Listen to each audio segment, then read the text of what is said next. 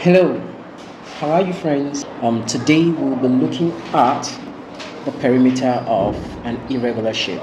So as we know, it's been established that perimeter is the sum of the total distance round a shape.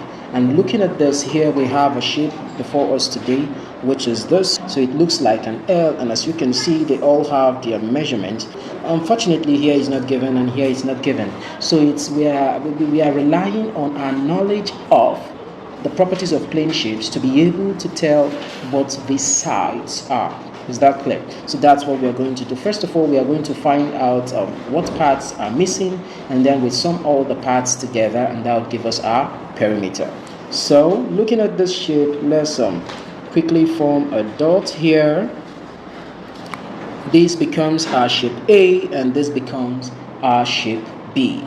So if this point from here to here is 30, if we also do something of this nature, it also means that from this point to this point is also 30 meters. And now that we have here to here as 18 meters, so to find the value of the side, which invariably is the value of the side, it's going to be 30 minus 18 meters, and that would give us what? 12 meters. So here is 12 meters. What's left is the value of this other side. Here is unknown, but we have from this point to this point as 20 meters. We also have from here to here as 15, which also means from this point to this side is 20 meters because opposite sides are equal. So if opposite sides are equal and here is 15 as against here, which is 20, to get the value of this remaining part, it's going to be 20 minus 15, and that will give us 5. Therefore, the value of that side is 5 meters. Now we have the value of all the sides here, 2, 3, 4, 5, and 6. Therefore, we can go ahead and calculate our perimeter because now we have all the sides together. So perimeter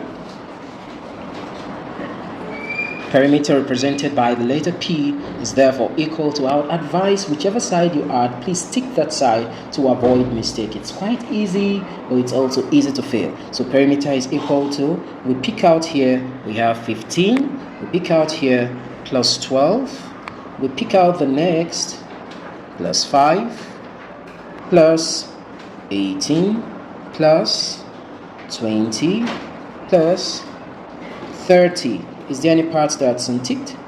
So yeah, all the parts are ticked. We've ticked out pretty much all the whole parts. Now we can go ahead and add. That's our perimeter because perimeter P is the sum of all the sides. So we go ahead and add. So we have 30 plus 20, that's 50, plus 18, that is 68, plus 12, that's 80, 85, 100.